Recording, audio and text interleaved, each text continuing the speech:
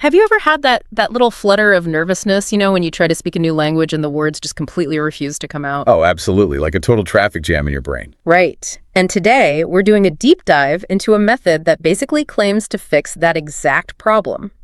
Welcome to the deep dive, everyone. Our mission today is to deconstruct a very specific, highly immersive CU1 English-speaking practice session. It's from this audio program called PodZone, hosted by Emma and John. Yeah, and it's a fascinating source because their whole approach completely flips the traditional script on its head. I mean, the standard advice we always hear is that you have to, you must throw yourself to the wolves. Yeah, go out and just embarrass yourself until you're fluent. Exactly. Force yourself into these high-stakes conversations with locals. But Emma and John are basically saying, what if the fastest way to become truly fluent is actually to lock yourself in a room, grab a warm drink, and just actively talk to yourself? No native speakers correcting you, no teachers, just you, your immediate surroundings, and your own voice.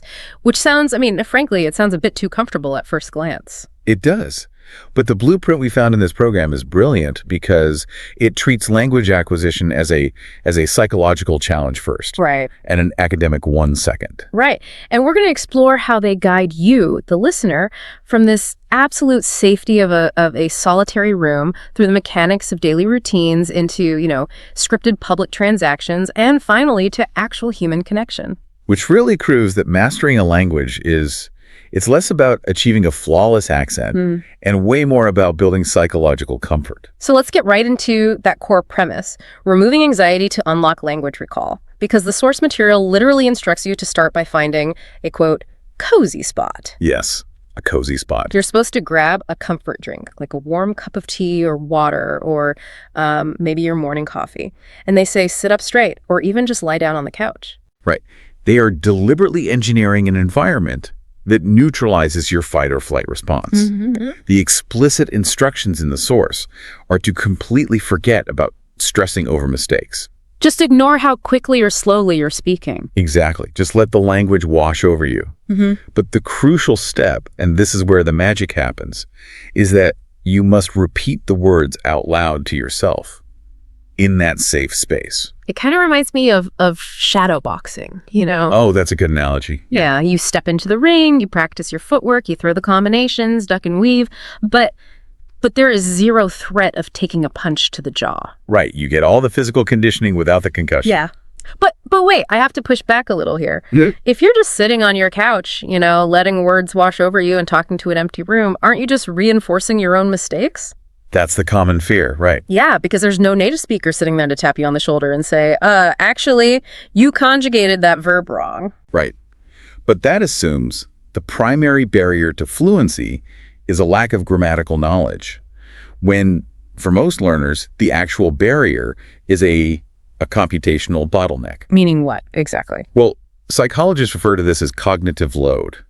Imagine your brain has a limited amount of RAM, just like a computer. Okay, sure. When you're standing in front of a native speaker, a massive percentage of your processing power is instantly consumed by social anxiety. Oh, yeah.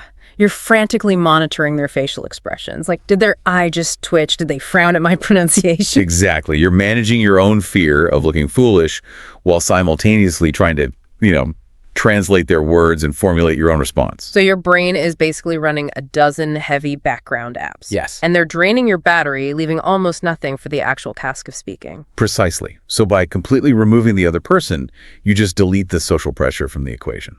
Which frees up the RAM. Enormous amounts of cognitive bandwidth, yeah. Your brain can route all of its resources directly to memory recall, vocabulary retrieval, sentence structure.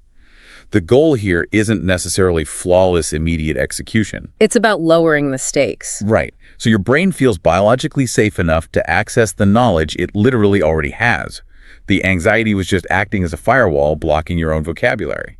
Okay, so if anxiety is the lock and a cozy spot is the key, what actually goes through your mind once the door is open? Because you can't just, sit in silence on the couch. No, you definitely have to speak. And looking at the source material, the starting point is highly grounded in the physical present. Emma and John instruct the listener to simply look around and describe their immediate surroundings. Right. Just naming a table, pointing out a chair, recognizing a laptop, or, noting a fan in the room. Which seems so simple. It is, but it's about anchoring the target language to your tangible reality. You're mapping the vocabulary onto the physical space you occupy. It makes the language feel inherently less foreign. And then from the room itself, the program moves into mapping out daily routines. We actually get these really contrasting templates from the hosts. Yeah, the morning versus afternoon routines. Right, so Emma outlines her morning. Waking up at 7 a.m., having a glass of warm water, and making eggs and toast before she starts teaching at 9 a.m. And then John provides the contrast, right? Yeah, he does his afternoon and evening, so he eats lunch around 1 p.m. with rice, vegetables, and chicken. Then he takes an evening walk and hits a 10:30 p.m. bedtime. And the listener is supposed to practice verbs throughout this, like eat, drink, go, watch, read, listen, like cook, study, sleep. And here's my big question about this. This is C1 practice. We are talking about advanced near-fluent territory here. Why dedicate valuable practice time to forming sentences like, I eat breakfast at 7:00? Right. I mean, it feels entirely too basic, almost boring for a C1 learner. It does seem counterintuitive, I'll give you that, to focus on the mundane when you possess this advanced vocabulary. However, true fluency relies on this concept called automaticity. Yeah. The ability to deploy complex language actually requires the foundational structures to operate entirely on autopilot. Oh, like the way a seasoned musician doesn't think about where their fingers are on the fretboard while they're playing crazy guitar solo? Exactly. They're only thinking about the emotion of the music.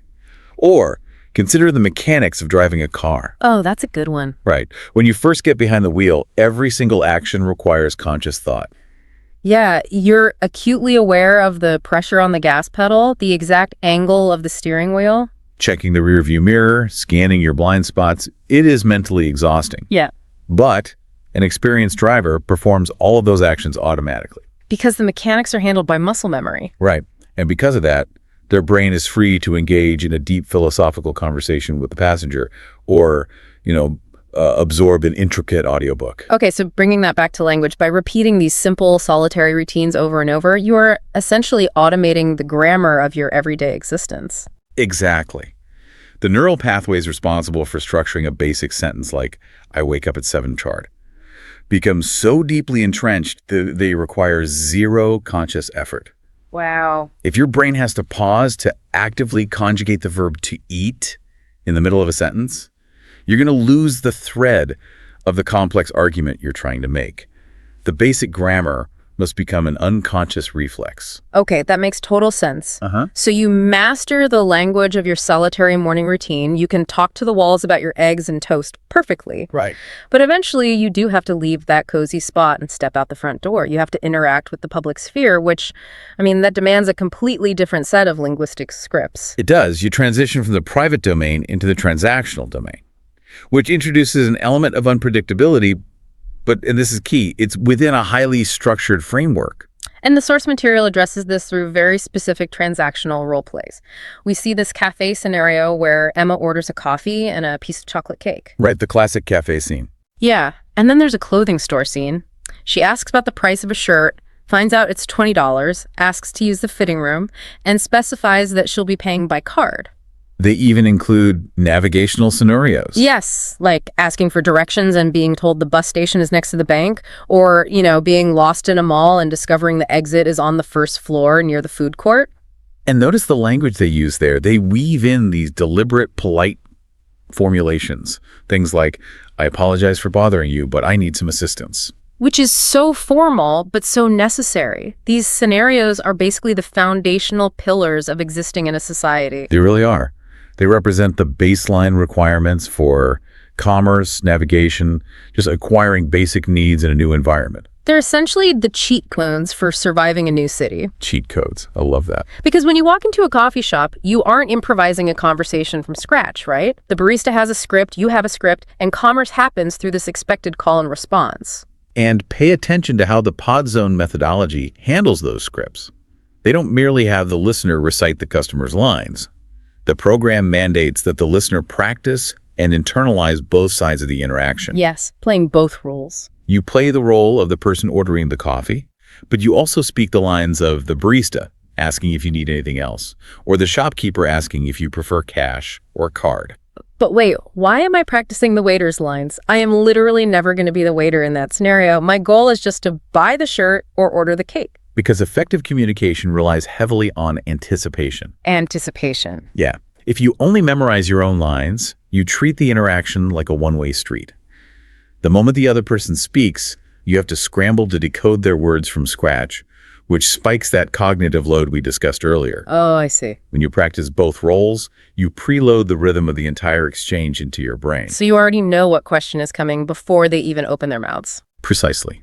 You are absorbing the cultural tempo of an English transaction. You learn the cues, the expected pauses, the natural flow of the exchange. So by embodying both the customer and the shopkeeper, you eliminate the element of surprise. Exactly. When the real-world barista asks a question, your brain doesn't panic because it recognizes a pattern it has already executed repeatedly in the safety of your living room. That completely reframes the concept of role play for me. You are literally building a predictive model of the conversation. You really are. But buying a $20 shirt or locating a bus station, I mean, that only ensures your survival. It gets you through the logistics of the day, but it doesn't build any actual human relationships. No, it doesn't. And language is fundamentally a social tool, not just a commercial utility. Right. To truly inhabit a language, a learner must eventually move beyond the transactional and into the relational. And that requires vulnerability. And the program navigates this transition by steering right into what we typically call small talk. They start with the most universal topic imaginable, the weather. Oh, classic. Always the weather. Practicing phrases about a sunny day with a clear blue sky, or heavy rain that requires an umbrella, or cold temperatures that necessitate a warm jacket. Right. And from there, they gradually shift into personal preferences. Like we hear Emma describe her love for the beach, walking on soft sand and listening to soothing waves, which is contrasted by John's preference for mountains, forests, and fresh air. The progression is very deliberate there. They are moving from safe, shared external realities like the sky to subjective internal preferences. Yeah, and they eventually expand into family structures, practicing how to explain that your father is a doctor, your mother is a teacher, and you have a younger brother. Getting a little more personal. Right. And they even practice highly specific food preferences, like Emma's order for a pizza with extra cheese, ripe tomatoes, and olives. Sounds delicious. They cover favorite colors and even favorite actors, throwing in Leonardo DiCaprio as a practice subject. But hold on, though. People actively hate small talk. They do. It is universally criticized as superficial and just a waste of time. Why dedicate premium learning time to saying the sky is blue? Because we often misunderstand the actual function of small talk. When someone comments on the weather, they are rarely trying to convey meteorological data. Right. Both people have eyes. Both can see the sky is blue. Exactly. Small talk operates as a crucial social lubricant. It is a highly ritualized pinging mechanism. Pinging mechanism. Yeah. Like a submarine sending out a sonar ping to see what is out there in the dark. That is a brilliant way to conceptualize it, yes. Yeah. When you walk up to an acquaintance and say, "Beautiful weather we're having today," you are sending out a social ping. Okay. The underlying message isn't about the sun. The actual message is, I am friendly, I recognize you, and I am safely opening a channel of communication. Wow, okay. And if the other person responds with, "It certainly is much better than yesterday," they are pinging back. Exactly. They are confirming that the channel is open and the interaction is safe. Which means if you skip the small talk and try to jump straight into the deep end, you seem unpredictable or even socially threatening. You cannot walk up to a stranger and immediately launch into a detailed breakdown of your parents' professions or your intense opinions on Leonardo DiCaprio's filmography. Right. Hi, nice to meet you. Let's talk about the ending of Inception. It violates the unwritten rules of social engagement. Small talk tests the waters. It establishes a baseline of trust and cultural fluency. By having the listener practice these weather observations and mild preference statements out loud, the program is teaching the necessary structural foundation for friendship. The small talk is basically the load-bearing wall for the deeper conversations that follow. You need the superficial to earn the right to the profound. Beautifully put. So, looking at the sheer variety of scenarios this program covers, from sitting completely alone naming a fan, to navigating a mall for the first floor exit, to debating the merits of fresh mountain air, there has to be a unifying principle that makes all of this stick. How does the brain consolidate this incredibly diverse range of vocabulary and scripting? Well, the Podzone source material offers a very specific, concluding philosophy on this exact point. They emphasize that consistency is the ultimate key. The instruction is to practice every single day, even if it is only for a few minutes. It sounds a lot like the principle of compound interest in finance. Oh, yes. You invest a tiny amount of capital every single day, and over years, the compounding effect yields massive wealth. They are basically arguing for conversational wealth built through micro-investments of time. And the neurobiology strongly supports that approach. Brief, daily exposure to the language environment, especially when spoken out loud, is vastly more effective than grueling, irregular cram sessions. Which is funny because most of us are conditioned by the academic system to believe that locking ourselves in the library for a 5-hour study marathon before a test is, like, the most serious way to learn. Oh, for sure. But that approach relies heavily on short-term memory, which degrades rapidly. Cramming does not signal to the brain that the information is permanently necessary. Right. Fluency, however, requires structural changes in the neural networks. When you practice every day, even just for 10 minutes over your morning coffee, you are sending a persistent biological signal to your brain. You're telling it, hey, this matters. You are telling it that this linguistic environment is a constant feature of your reality, and that this vocabulary is vital for your ongoing survival. So the brain responds to frequency, not just duration. A 10-minute daily habit proves to your nervous system that the language isn't going away, so it better start automating the process. Yes, and when you pair that relentless daily consistency with the zero anxiety environment of speaking to yourself, you create the absolute optimal conditions for the brain to rewire itself. Stepping back to look at the entire journey of this deep dive, it is remarkable how much the methodology diverges from the norm. It really is a paradigm shift. We started by validating that universal flutter of nervousness, and instead of telling you to push through the panic, the solution was to retreat to a cozy spot. We explored how talking out loud to an empty room lowers your cognitive load, allowing your brain to access the vocabulary it already possesses. We saw how repeating the seemingly mundane details of daily routines, like waking up at 7 a.m. to make breakfast, builds the grammatical muscle memory needed to process complex thoughts later. Yeah, and we mapped out the scripts of public life, learning that practicing both the customer and the shopkeeper roles gives you the anticipatory cheat codes for commerce in a new culture. And we discovered that commenting on a sunny sky isn't a waste of breath. It is the vital social ping that establishes trust and opens the door to genuine connection. The source material really presents a compelling case that speaking out loud to yourself is not just a quirky habit, but a structurally sound mechanism for building real fluency. It dismantles the intimidation factor. Right. By breaking language acquisition down into manageable, daily micro-habits performed in the safety of your own environment. It's a profound shift in perspective. But before we wrap up today, there is a fascinating secondary implication to all of this that, while it wasn't explicitly covered in the sources, but it naturally arises from the material. Oh, what's that? Well, if practicing a language relies so heavily on role-playing these highly specific cultural scripts, if you are repeatedly acting out the role of a person buying a $20 shirt, or navigating a mall, or enthusiastically discussing extra cheese pizza and Leonardo DiCaprio, how does the language we practice actively shape the way we perceive our own identity? Oh, wow. That touches on a very deep psychological question. Are you merely adopting a new vocabulary, or are you constructing a parallel persona? Exactly. Does the English-speaking you develop a slightly different personality with a different set of mannerisms and social rhythms than the native language you? That's a great point. Does learning to perform these specific social pings in English alter the way you view yourself when you interact with the world? I mean, it is something to mull over the next time you find yourself practicing out loud in your cozy spot. Definitely something to think about. Well, thank you all for joining us on this deep dive. Keep exploring, keep questioning, and apply these insights to whatever you are trying to master next. Start small, perhaps by having a quick conversation with yourself over tomorrow's morning coffee. Imagine you're at, I don't know, a networking event. Yeah. Or maybe it's a dinner party, right? Oh yeah, the classic awkward dinner party. Exactly. And you find yourself standing next to someone you have literally never met. Right. And they turn to you, and they ask what kind of movies you like to watch. Classic icebreaker. Right.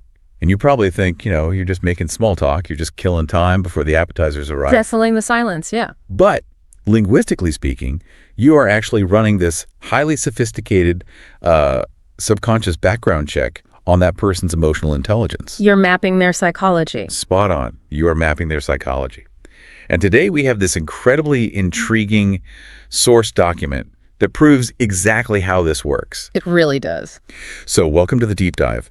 Today we are looking at a transcript from an advanced, like C1 level English listening practice program. It's called Pod Zone. Pod Zone, right. And we're specifically analyzing part 2 of this extended session, led by 2 instructors. Their names are Emma and John. And I know what you're thinking, listening to this. Yeah, you already speak English. Exactly. Why are we dedicating an entire deep dive to an English language learning curriculum? It's a totally fair question. But it gets to the very heart of what language actually is. I mean, when you're teaching someone to speak at a C1 level, Which is like advanced fluency. right, advanced fluency, at that point, you've completely bypassed basic grammar. You're not teaching vocabulary anymore. You're not teaching them how to ask where the bathroom is. Exactly. You are teaching them cultural norms. You're teaching social signaling. Emotional mitigation. Yes. Relational intelligence. You're effectively handing them a blueprint for how to just be a person in a totally new cultural context. And that is our mission today. We are going to deconstruct this curriculum, not as some textbook for English learners, but as this fascinating, almost accidental masterclass in human connection. It really is a masterclass. It is. We're going to explore how the very specific conversational topics these instructors chose for their students. Yeah. Things like leisure, work, conflict, and physical environment. The foundational pillars. Right. How those are actually the universal pillars we all use to build complex relationships. To express our identities. Exactly. We're essentially reverse engineering how humans connect. I love that framing, reverse engineering conversation. Because it's like building a house, Yeah. right? Today's source material gives us the blueprint. We've got the welcoming front porch of small talk, and then we build up to the sturdy foundation of like professional identity. And right from the opening moments of this transcript, Emma and John set a psychological stage that I found deeply, deeply compelling. Oh, the progress rule. Yes. Emma tells her listeners, she says, "This is your pressure-free space to listen, repeat, and speak. Don't worry about perfection. The goal is progress and enjoyment." Progress over perfection. That framing is crucial. Yeah. And it's rooted in some very sound cognitive science. Really? Like what? Well, in the world of language acquisition, there's this concept known as the affective filter. The affective filter. Okay. Yeah, it's essentially an emotional barrier that prevents learning and fluent communication. So like performance anxiety. Exactly. When a language learner is terrified of, say, conjugating a verb incorrectly or using the wrong preposition. Which is terrifying, honestly. It is. Their anxiety causes that filter to go up. Their amygdala, the part of the brain responsible for processing fear and threat. The lizard brain. Right. The lizard brain essentially hijacks the prefrontal cortex, which is where complex thought and social processing actually happen. Wow. So they literally cannot process complex social information because they're trapped in the state of panic. Exactly. So by explicitly stating, "Don't worry about perfection," Emma is actively lowering that affective filter for her students. I want to pause on that affective filter concept for a second because honestly, that does not sound limited to people learning a second language. Not at all. I mean, that sounds exactly like the anxiety most of us feel when we walk into a room full of strangers. Oh, absolutely. Like if I'm worried about making a social faux pas or, sounding unintelligent in front of a brand new colleague, my prefrontal cortex is shutting down too. Your affective filter is sky high. Exactly. So Yeah. Emma is telling her students that human connection is fundamentally more important than flawless execution. Precisely. The anxiety of the language learner is really just a magnified, highly visible version of the ambient social anxiety that we all navigate every single day. That makes so much sense. The instructors are acknowledging that you just cannot forge a human connection if you are entirely focused on your own performance. Right, you're too in your own head. Yeah. You have to create a baseline of psychological safety first. Only when you remove that paralyzing expectation of perfection can you actually begin the real work of exchanging ideas. Which brings us right back to that networking event, right? Yeah. And the whole concept of small talk. The gateway to connection. Because once Emma and John established that rule of progress over perfection, they moved directly into their first conversational pillar. Media consumption. Yeah. Emma says, let's start with something fun that almost everyone enjoys, movies and TV shows. Right. And she explicitly calls this a fantastic topic for making small talk and connecting with new people. And then John breaks down the genres for the listener, providing these very simple definitions. Yeah, comedy is funny, drama is serious and emotional, action has excitement and fights, and sci-fi is set in the future or space. And the choice to begin with entertainment is not arbitrary at all. No. No. When you're teaching high-level conversation, you invariably start with media consumption because it represents the ultimate low-stakes vulnerability. Low-stakes vulnerability, I like that. Think about the mechanics of a new interaction. If you ask a stranger about their political philosophy... Oh, God, please don't do that at a dinner party. Right. Or if you ask about their deepest personal regrets, you are demanding a high-stakes emotional revelation. That's way too invasive. It triggers that affective filter we just discussed. Oh, okay. But if you ask them what genre of television they enjoy, you're allowing them to reveal something fundamental about their internal psychology, but through a safe third-party proxy. Okay, I hear what you're saying about movies being a safe proxy, but I want to push back on the universality of this for a moment. Okay, sure. Yeah. Because Emma calls this a fantastic topic for making small talk. But is small talk actually this universally accepted social lubricant?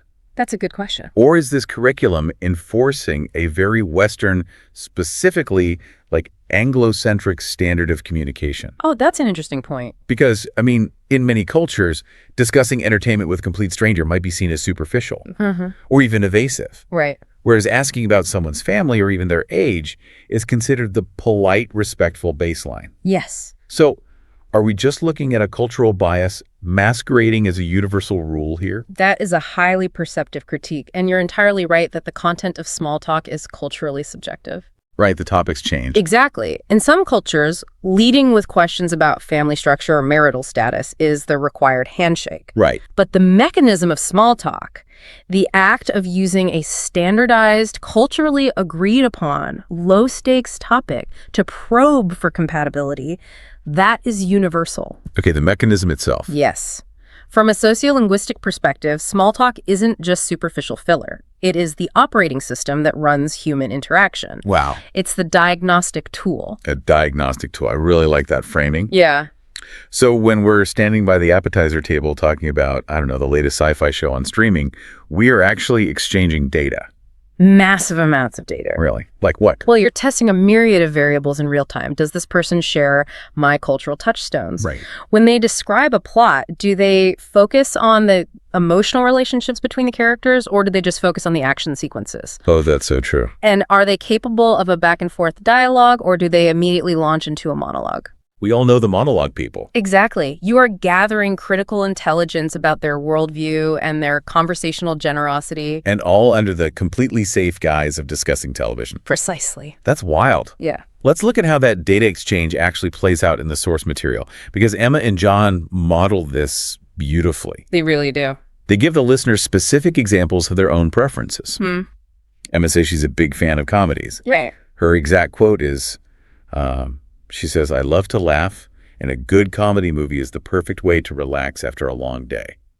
And then John counters by saying he enjoys sci-fi and drama. Right. He says, "I like movies that make me think. I just finished a TV series that had a very complex and interesting plot." Let's analyze the social signaling embedded in those two statements. Okay. Because they're doing so much more than listing genres. What's Emma signaling? Emma is signaling that she values emotional release and stress reduction. Her specific language using entertainment to relax after a long day. It implies that she views her leisure time as a sanctuary. It's a refuge from the cognitive demands of her daily life. Okay, that makes sense. And John? John is signaling a completely different psychological framework. Because he wants to think. Exactly. By explicitly stating, "I like movies that make me think," and praising a complex plot, he is broadcasting a desire for intellectual stimulation. He's telling Emma that he seeks out complexity rather than avoiding it. Right. So they are ostensibly talking about television, but they're actually telling each other how they process the demands of the world. That is so deep for a conversation about TV. It really is. And the curriculum goes a step further by giving the learner the exact vocabulary needed to navigate these differing tastes. This is the mitigation part. Yes, this is the part I found most illuminating. Yeah. Emma and John teach the learner two drastically different ways to respond to a piece of media. Right. If you enjoy something, the phrase they provide is, "I thought it was brilliant." Direct praise. But if you did not enjoy it, the phrase they emphasize is, it wasn't really my cup of tea. Ah, yes. The phrase "not my cup of tea" is the absolute essence of C1 level cultural fluency. It's such a specific idiom. It is. Notice the stark architectural difference between the praise and the rejection. Okay. The praise is direct, absolute, and outward-facing. It was brilliant. You are assigning an objective quality to the object itself. Right. But when you dislike something, advanced English relies heavily on mitigation and idiom.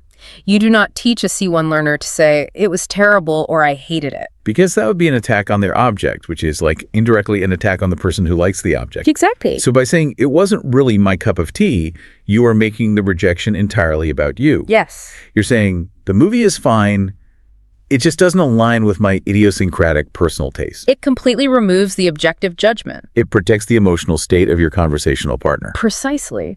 If John loves a movie and Emma says it was terrible, she has just insulted John's taste. She introduced high-stakes conflict into a low-stakes environment.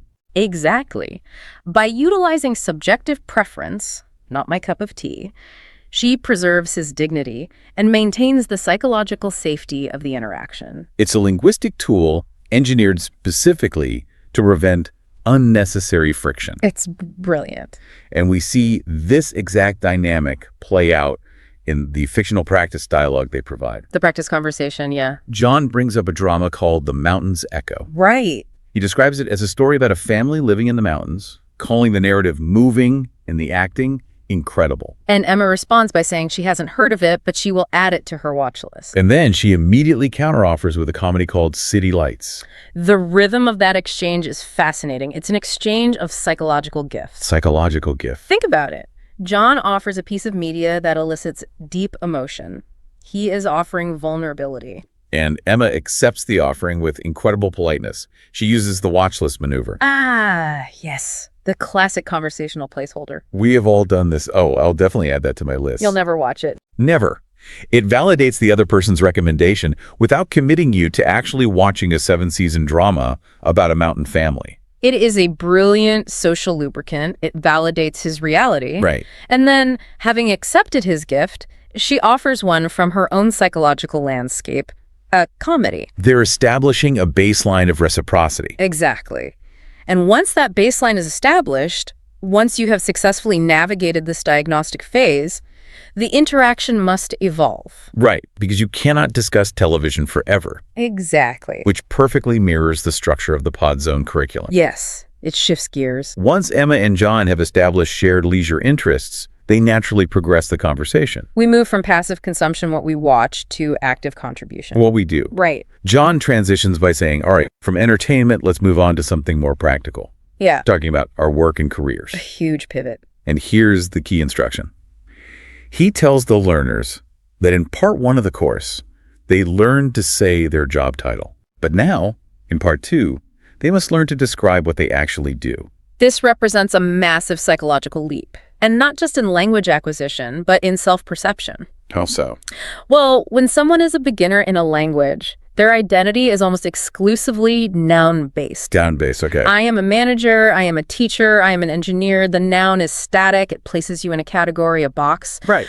But when the curriculum introduces C1 vocabulary, it explicitly demands a transition from a noun-based identity to a verb-based identity. Oh, that's fascinating. And the source provides a very specific list of these dynamic action verbs. He does. They teach the learner to say, I manage, I develop, I create, I support, I sell, I organize, and I am responsible for. Very active words. Using these active verbs is like the difference between pointing at a car in a driveway and saying, that is a Honda. Versus popping the hood and showing someone the engine. Exactly. The noun just gives you a factual category. The verbs show you the horsepower. They show you how the machine actually moves. That engine metaphor is, it's highly accurate. Right. Look at the example John provides for his students. What does he say? He tells them that instead of simply saying, I am a manager, they should say, I am a project manager. I am responsible for organizing tasks and managing a team to make sure we finish our projects on time. See, the noun manager is an empty vessel. Totally empty. It means 100 different things in 100 different companies. Right. But organizing tasks and managing a team to finish on time, that paints a vibrant, kinetic picture of agency. Forward momentum. Yes. It demonstrates forward momentum. It tells the listener not just what category you occupy, but the actual tangible impact you have on the physical world. And Emma's example in the source really highlights that impact, especially because she uses her own profession as a teacher. Right. She says, I create engaging lesson plans, teach English to students, and I help them build their confidence in speaking. Parse the verbs she deliberately chose for that sentence. Create, teach, help, build. Exactly. She is not framing herself as a passive dispenser of grammar worksheets. Right, she's not just handing out tests. By selecting those specific verbs, she constructs an identity as a catalyst for other people's success. A catalyst? Wow. She is an architect of confidence. That is an incredibly powerful way to position yourself in the mind of a new acquaintance. It really is. But it makes me wonder about the internal effects of this language. What do you mean? Well, we've been talking about how these verbs shape how others see us, right? Yeah. But I want you, the listener, to ponder this for a second. Does the language we use to describe our daily tasks actually change our own psychological relationship to our jobs? Oh, absolutely. Like if I change the way I describe my work to a stranger at a party, does it actually change how I feel when I sit down at my desk on Monday morning? The field of cognitive behavioral psychology provides an overwhelming yes to that question. Really? Yes. The words we repeatedly use do not just describe our reality, they actively construct it. So the words build the reality. Exactly. If your internal monologue constantly reiterates, I am a middle manager, you are highly likely to feel static, boxed in, and perhaps expendable. Right. But if you articulate your role both to others and to yourself as, I support my team's growth and I develop new operational strategies, you are constantly reminding your brain of your own agency. You're casting yourself as the protagonist of your professional narrative. Rather than just an extra standing in the background of a corporate set, yeah. That is so empowering. And the curriculum doesn't let the learner stay in the present moment either. No, it moves forward again. Right. Once they have mastered describing their current engine, they are forced to look at the road ahead. Career aspirations. Emma introduces this concept, which she defines simply as your hopes for your future career. And then they introduce what might be the most universally dreaded interview question in the modern corporate world. Oh, you know what it is.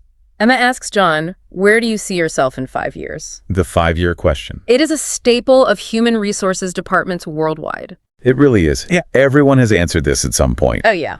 The source provides a few potential answers for the learner to practice, such as, I hope to be in a management position, or I would like to start my own business. Standard answers. Right.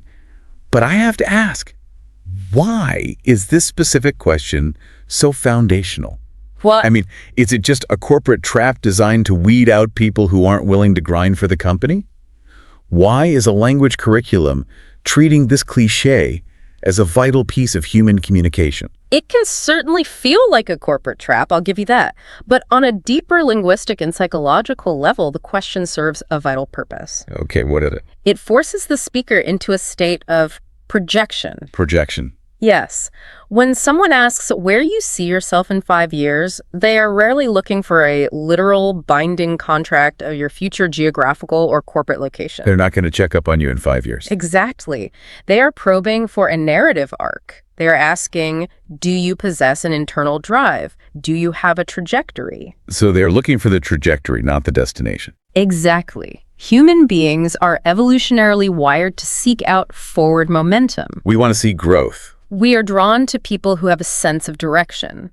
The answers provided in the source material, aiming for management, or harboring the desire to start a business, these are culturally coded responses. What do they code for? They signal ambition, self-reliance, and a capacity for long-term planning. Go ahead. So by teaching learners how to navigate this specific question, Emma and John are giving them the linguistic tools to signal that they are dynamic individuals with a vision. Rather than static entities waiting for life to happen to them. Exactly. So we have mapped out this trajectory.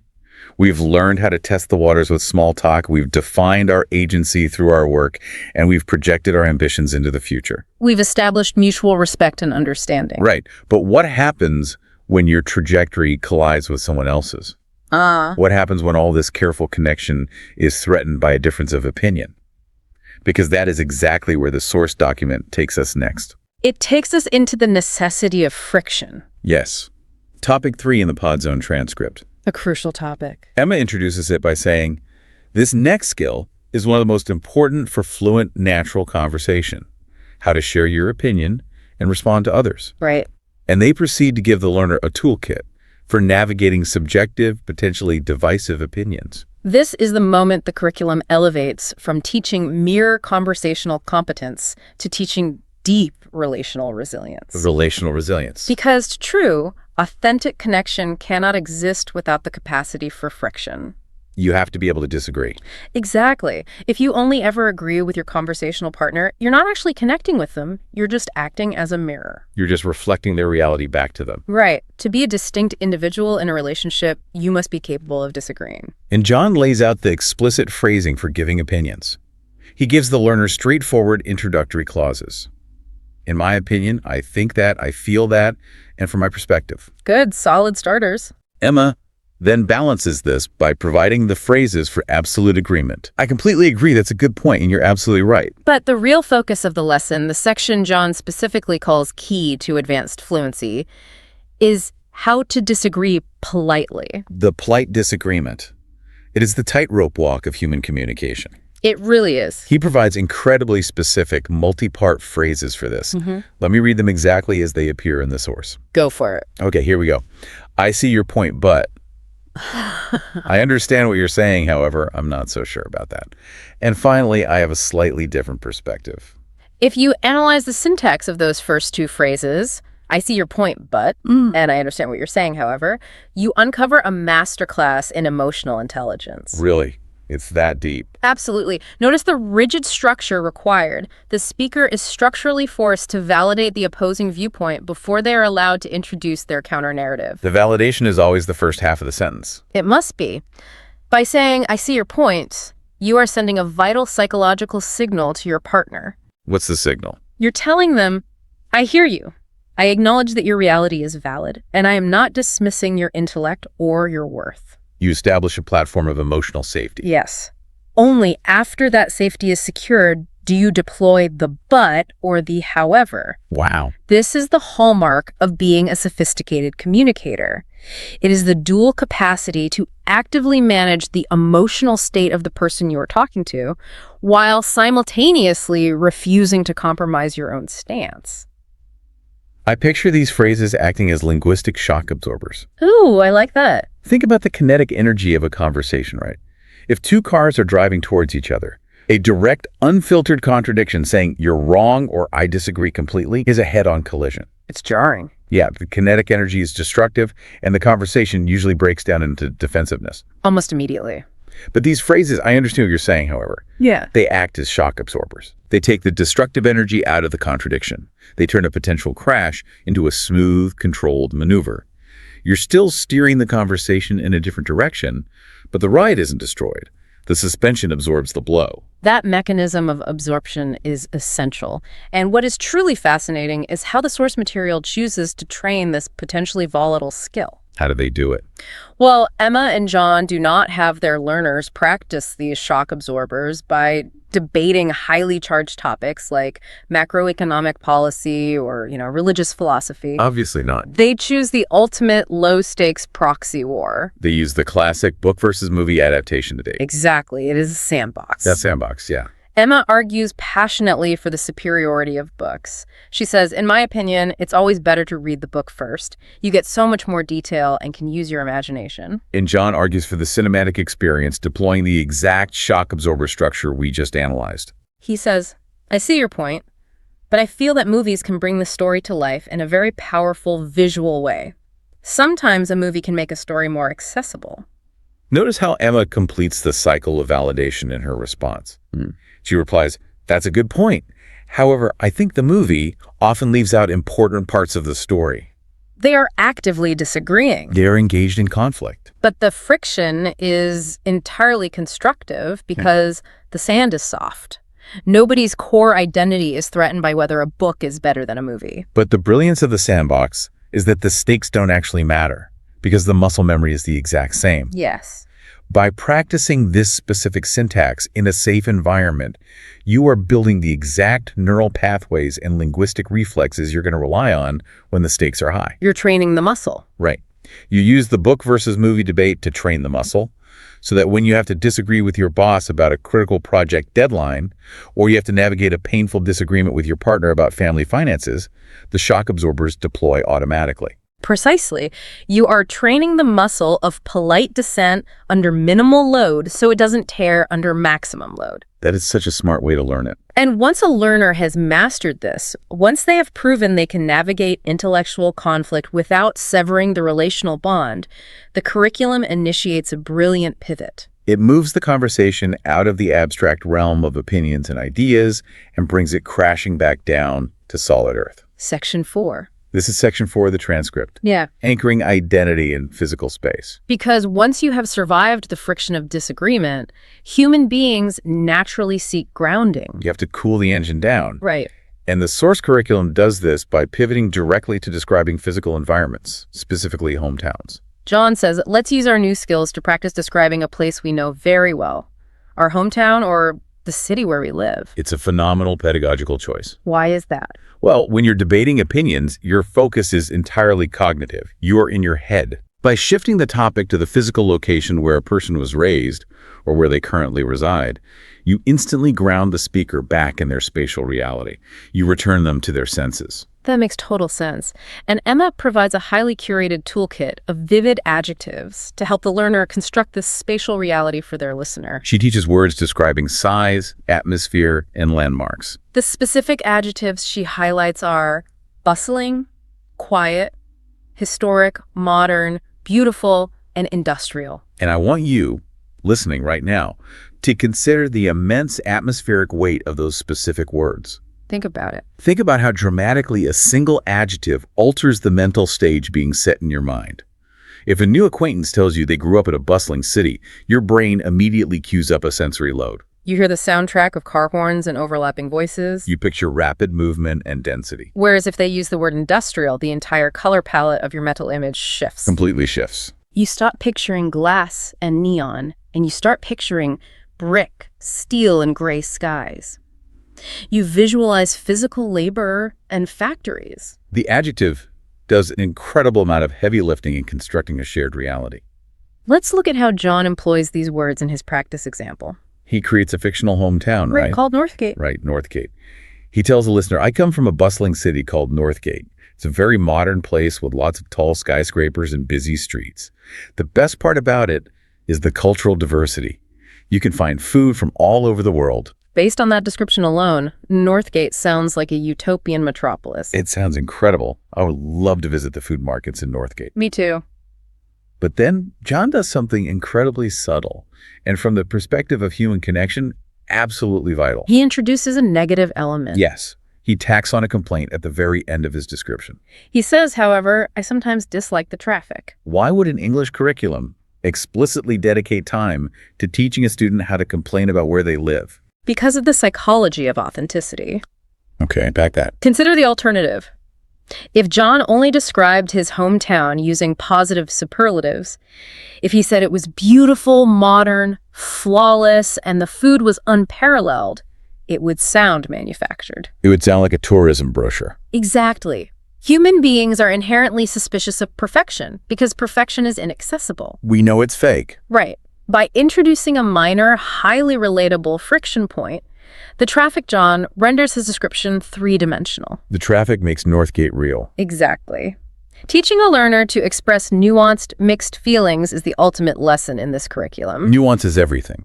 To say, I love the immense cultural diversity of the food, but I hate the daily gridlock of the traffic, signals to the listener that you are capable of holding two opposing truths simultaneously. It shows that you are observant, and more importantly, that you are willing to be honest about the flaws in your environment. Vulnerability. Even a vulnerability as minor as complaining about your daily commute is the absolute quickest path to establishing trust.